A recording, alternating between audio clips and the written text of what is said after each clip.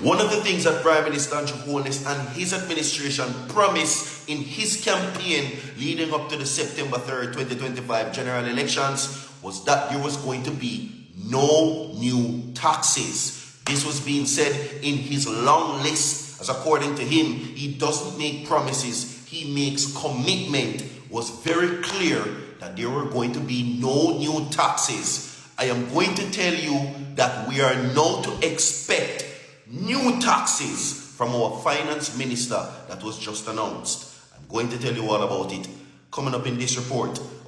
We reduce taxes on people. You remember 1.5? We increase the tax threshold. We are the only government to have reduced GCT. Remember GCT was 16.5%. We bring it down to 15. We reduce tax and we don't put on no more tax. But yet, we are able to spend more money on building roads, and water supply, and new housing, and social pension. All kind of things we have brought to the people. We have increased the salaries of public sector workers by more than 20% in most instances. How have we been able to do that without increasing taxes? How have we been able to do that without borrowing? Because the success story of Jamaica is that we have reduced the national debt. We are now at 74%. When one time we were as high as 150% debt to GDP. We reduced that. It's not voodoo economics. It's not no magic. It is because we are good government and we understand how to run the economy. Greetings my Jamaican people once again. Welcome back to my YouTube channel. And before I continue, I will kindly request that you hit the like, subscribe and the share button, as this will go a very long way in supporting my channel. Well, in today's episode, you're seeing that Jamaica's Prime Minister Andrew Holness is finally increasing taxes and levies for the Jamaican people. And this is after the Jamaican people have experienced a 10-year period of no tax increase. And even despite of making promises to the Jamaican people of not ever increasing taxes, we are seeing that under the 2026-2027 fiscal year, where we're getting to see that Prime Minister Holness and the Minister of Finance, Favour Williams, is targeting to raise about 26.1 billion Jamaican dollars for the fiscal year 2026-2027, and frustrated Jamaicans have expressed their sentiments about this. Kindly watch the rest of this episode to the end while I come with my commentaries at the end of it. No, the Prime Minister says that he doesn't make promises, he makes commitment. And his campaign message was very clear leading up to the September 3rd, 2025 general elections. He made a commitment to the Jamaican people that there will be no new taxes. None. Or maybe I heard wrong. Because according to the Finance Minister, Favour Williams, expect new taxes. Okay? Now, according to her, this will now go into the budget. And the reason for this is because of the damage that Melissa created on the island in 2025. Now, she says that 41% of gross domestic products has been affected. Now, she says that reconstruction will be at a whopping US $8.8 billion. She says because of Melissa, certain sectors have slowed down. So, well, the promise and the commitment, well, that was just overridden. We're now supposed to expect new taxes. You know, we don't take taxation lightly. It is literally the last resort. But we have to present to the people of Jamaica a credible budget, meaning that the people looking on what we propose can have confidence that what we're doing will be to their benefit and will prevent future need for more severe taxation. So what we're going to do now, as the Minister of Finance will present, would be to put in place a package that does not impact the poor, that improves our health and general well-being, in addition to securing the revenues for us to be able to address the new demands placed on the government by Hurricane Melissa. I think the public should remember that the damage as assessed by international agencies with a high level of credibility is approximately almost $9 billion of damage, more than 40% of our GDP. So I don't believe that anyone could reasonably expect that we could present a budget without even a limited tax package. So we're not going to dwell on the taxation. It is something that, as I said, it is the last resort. We have gone 10 budgets without any new taxes. And the reason for the taxation is not because of government profligacy, not because of wastage or bad policy. It is because of a super phenomenal event, the third most powerful hurricane that the earth has ever produced, struck Jamaica and has caused significant damage, created more expenditure than we can accommodate in our general revenues, and therefore we have to go to some taxation measures. So I think, however, when it is tabled and the public sees it, I believe there will be significant understanding of the measures. I believe we have done as best as we could, and I ask for the understanding of all Jamaicans. And the timing is never right for new taxes, though. Understanding this from the Jamaican public. How do you ensure, how is the government ensure most of them, including those? Yes, just to be clear, we're not, putting in any measure that is going to create a burden on the most vulnerable. So we have crafted, I don't want to say too much, the Minister of Finance will speak, and I will speak after.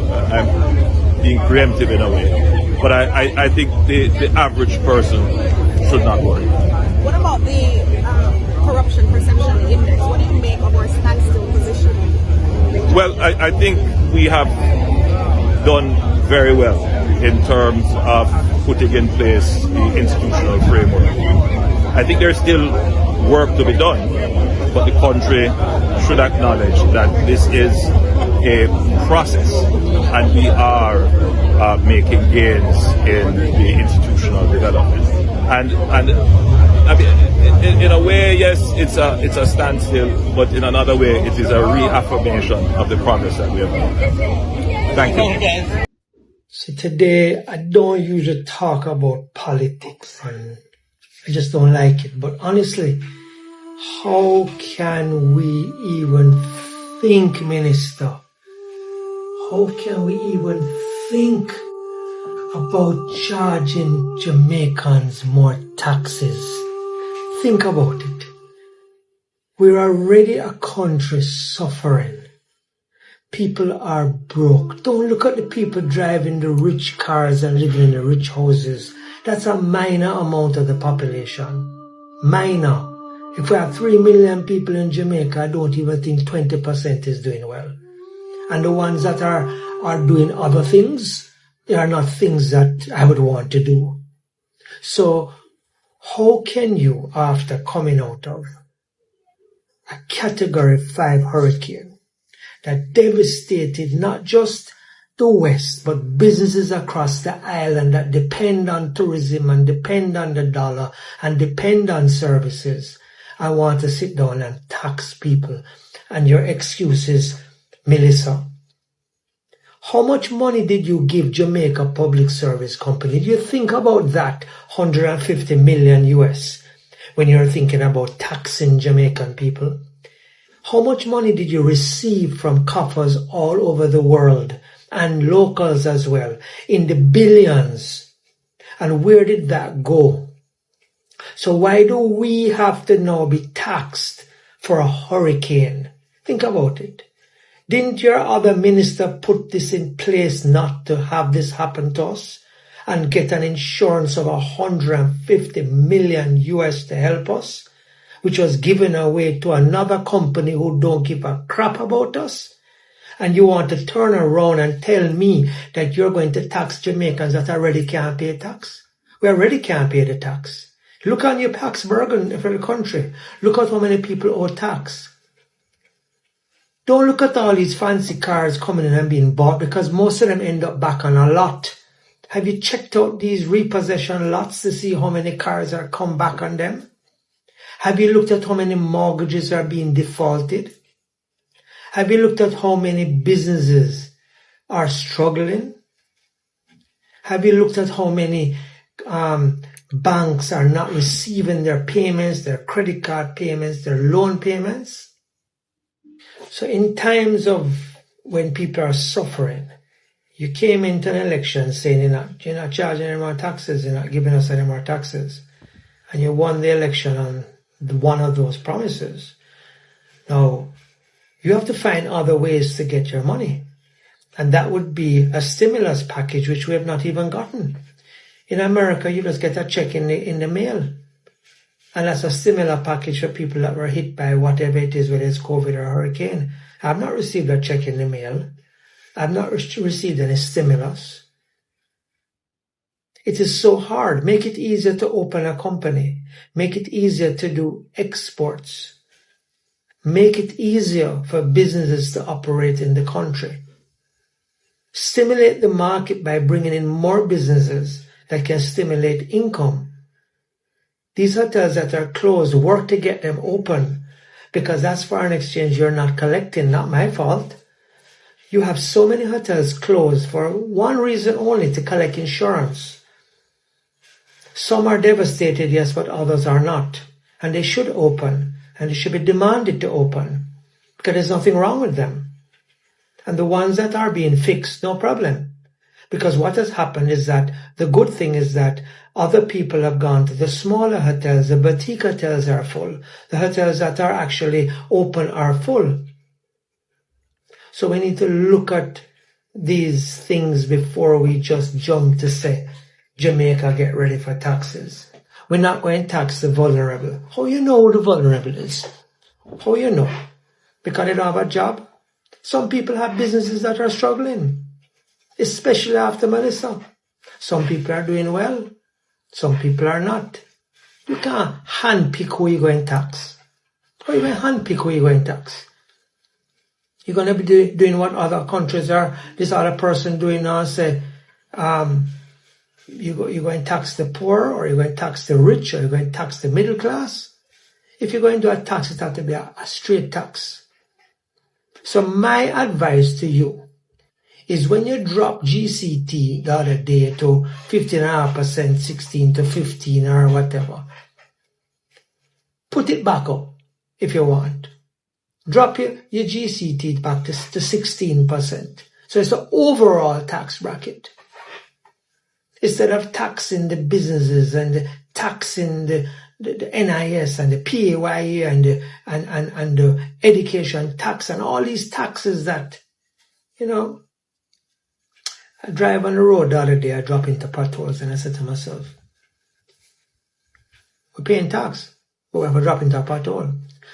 But then I walked on the road the other day, just walked, and I couldn't believe what I was walking on. This is not road. I'm still seeing the stones in the asphalt. It means it's all worn down.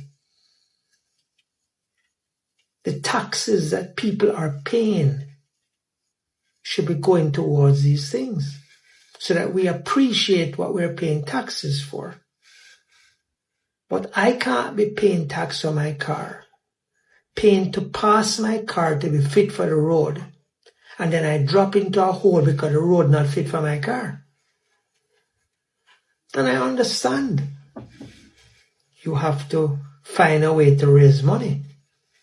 But find other ways. Put your mind to work. Put your ministers to work. And say, how can we raise some more money? Because the other day I saw that Jamaica has the most reserve put down ever. So utilize some of that reserve if you need and put into the system. But I can't see how, with so many people down, borrowed money, still not open, roof still not fixed, water and light still not back on for, somebody told me yesterday, 80,000 people still affected by flow. 80,000 I was told yesterday by somebody. And how much thousands still affected don't have a light yet, don't even have a roof over their head yet. We're still raising money and asking people to give us money. We're still begging the corporate, drain them every dollar them have to help. And we're going to turn and tax them and tax people. No, you need to think of another way. Because this is one thing I can say.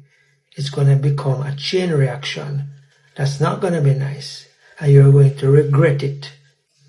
You are going to regret it, I promise you. Because the people of Jamaica are not going to take it anymore. Between the highest water, the most highest prices in electricity, with the worst service, horrible roads that we're trying to get back and fix in a way, struggling to get our hospitals up and running, struggling to get the bare necessities to work like light, water, cable. You're going to turn and tax the people of Jamaica again. You're going to tell me when last you taxed us? Try to find another way. Because what will happen is that more people will owe tax. You will not be able to collect it. And you probably will have to build more courthouses to bring these people in that do not pay their tax. Because the people are already struggling to make a living. And they're struggling to pay their taxes. And they're struggling to survive and take care of their kids. And take care of their family. How do you think in your mind, a few weeks after this hurricane, you want to bring taxes on the Jamaican people? Maybe in 2027, you can look at that, but definitely not in 2026. This government has had the longest number of years of no new taxes in the history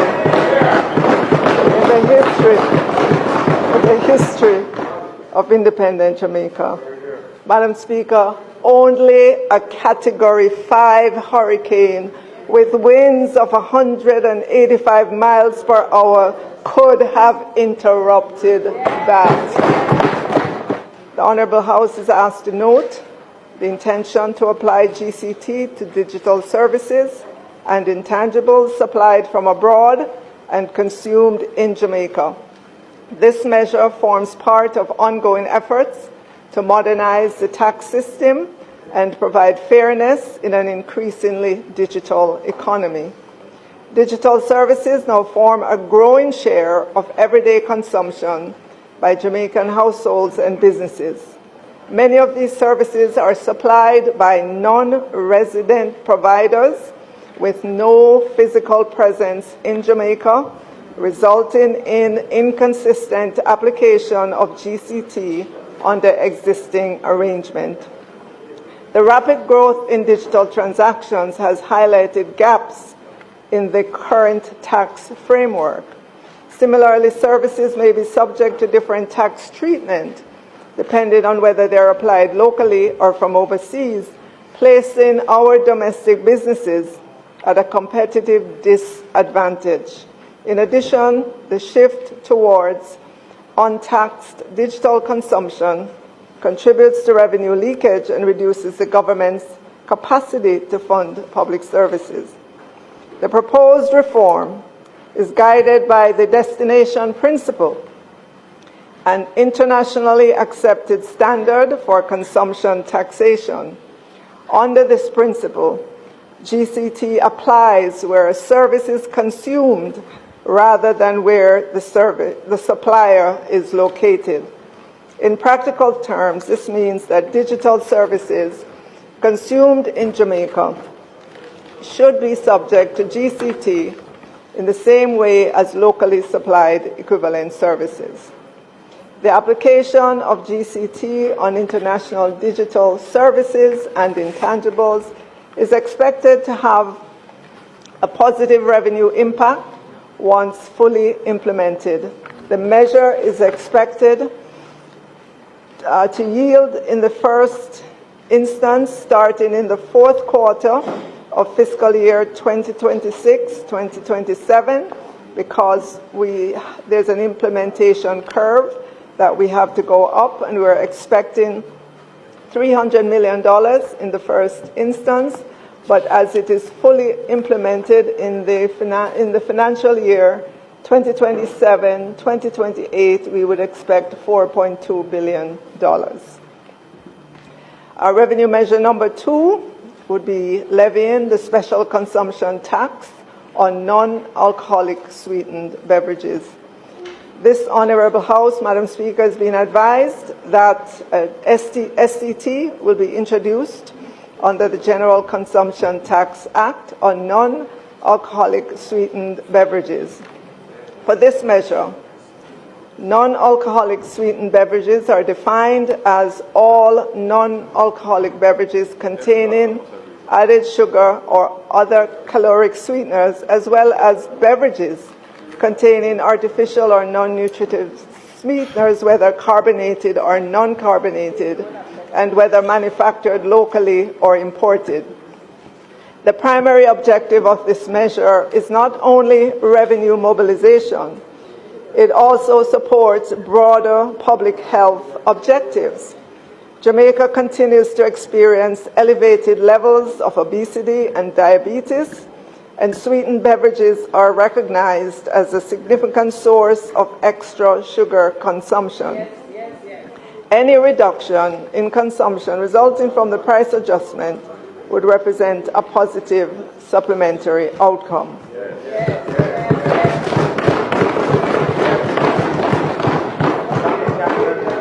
Madam Speaker, this Honourable House is being advised that sweetened beverages are widely consumed across income groups and represent a high volume, consistently traded category of goods. Data from the 2024 Economic and Social Survey of Jamaica indicate that domestic production of carbonated beverages increased from approximately 17.3 million cases in 2020 to an estimated 20.1 million cases in 2024, reflecting sustained demand.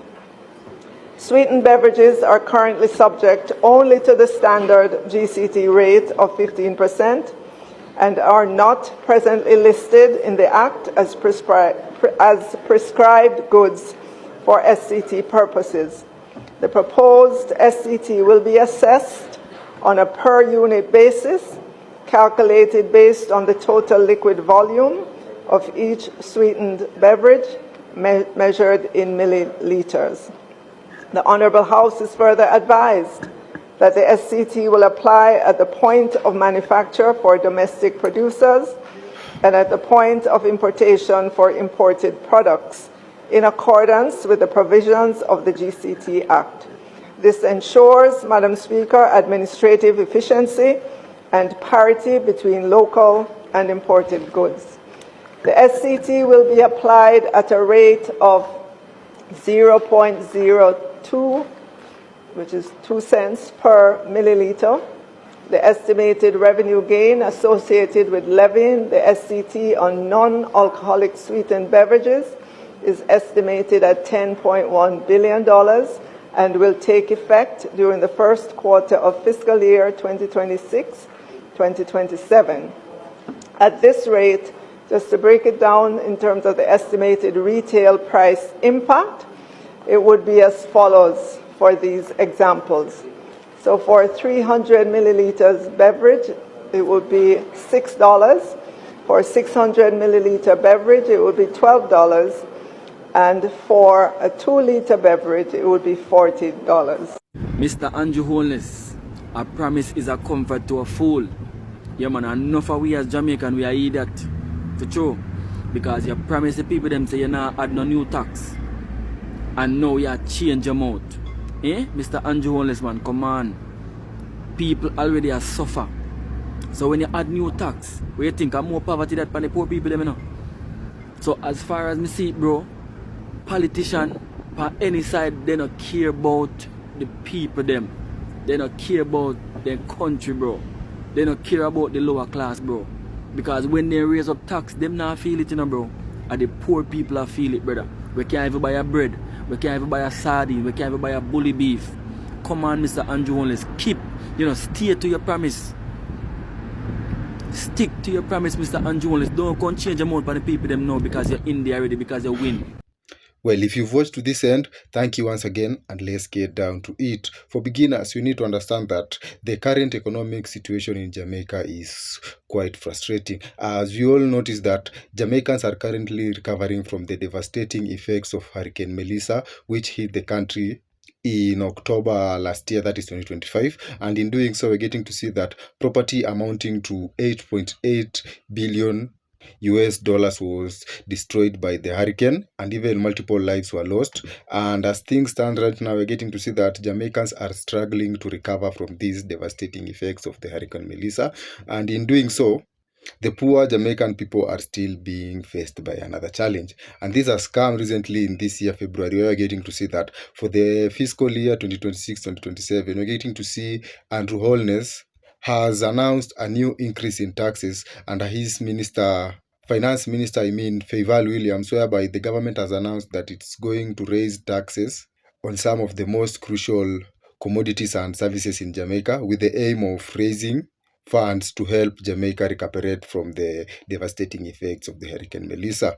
And in doing so, during the debate at the House of Representatives, you're getting to see that Minister Fayval Williams suggested some commodities that will be increased taxes, with the commodities mostly linked to pleasure being highly taxed. A good example of this is the increase in the tax that is in the non-alcoholic beverage drinks, alcohol and cigarettes, where the government is targeting to raise about 10.1 billion Jamaican dollar shillings. And in doing so, this translates to the fact that the prices of these commodities will drastically increase, affecting Jamaicans who either consume it or sell it to their consumers. And other than that, we're getting to see again the government raising taxes on importations like the cars and other building materials, where we're getting to see that Jamaicans were enjoying a tax relief, especially on these building materials. That is, after Hurricane Melissa had hit Jamaica, and in a move to try and help the poor Jamaicans curb with the devastating effects of the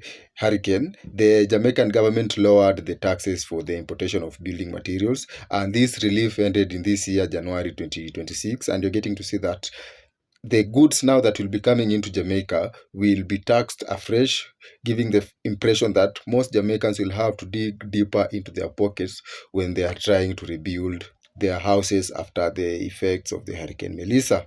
We are getting to see also taxes on car imports getting to increase in Jamaica, with a 20% suggested by Finance Minister Fayval Williams, making the owning of vehicles in Jamaica to again become pricey. And other than that, we have again seen a suggestion in the raising of the land rate taxes, and this comes after a fresh land re-evaluation was done in Jamaica. But however, these new suggested land rate taxes will take effect in 2027, as the government is still building on the infrastructure and on the details of how these taxes will roll out. And when looking at this, under his statement, you're getting to see that Andrew Holness is explaining that this tax increase which is happening in the country after 10-year break is one of the necessary steps that the country needs to take as it looks to recover from the devastating effects of the Hurricane Melissa. And in doing so, Holness has suggested that despite of the fact that he understands Jamaicans are currently experiencing tough life conditions, high cost of living that is due to the devastating effects, and are struggling and an unforeseeable disaster, Jamaica still needs to depend on itself, as reckless borrowing from international communities or international lending institutions will lead to an increase in the national debt, and it's only through the taxes that Jamaica will finally be able to finance itself, by facilitating the repairing of the infrastructure and returning of the essential government services to the Jamaican people without necessarily depending on the debts. However, from the Jamaican people, we're getting to see that most of them have not taken this statement positively, as they also are claiming that they are struggling due to the rising cost of living. And since Andrew Holness came into power, he had made a solemn promise to the Jamaican people that he would lower taxes and he will ensure that the Jamaican people will not suffer from the high cost of living. And so for the Jamaicans, this raising of taxes is something that will hit them hard, considering the fact that most of them are struggling to recover from the high cost of living and the devastating effects of Hurricane Melissa. And also getting to see that the opposition leader, Mark Golding, has also come out to take a jab at the current move by Andrew Holness of raising taxes, claiming that raising taxes during such vulnerable moments will only be a slam to the Jamaican economic, as more and more Jamaicans will find it unaffordable to buy their most basic goods, leading to more struggle for the vulnerable Jamaican communities. And in the move to try and again justify these high tax rises, we are seeing that the government has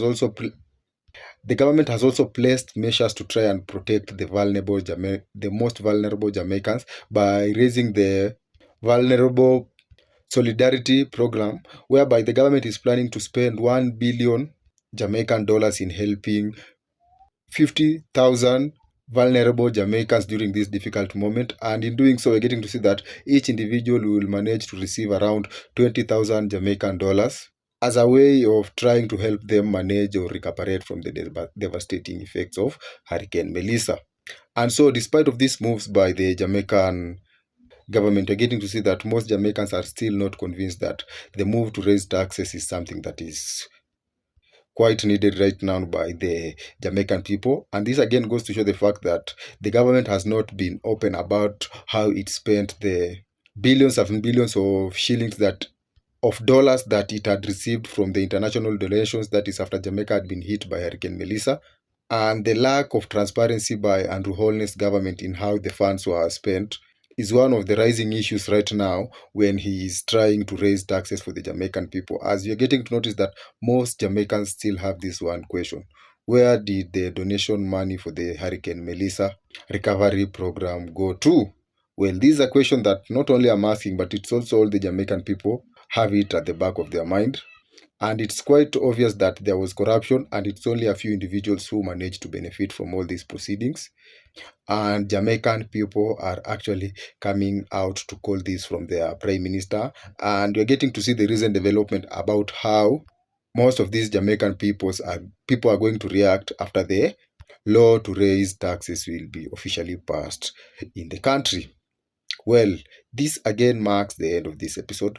Thank you for watching to this point, and kindly once again, I will request that you hit the like, subscribe, and the share button. Also, don't forget to share your thoughts and ideas in the comment section.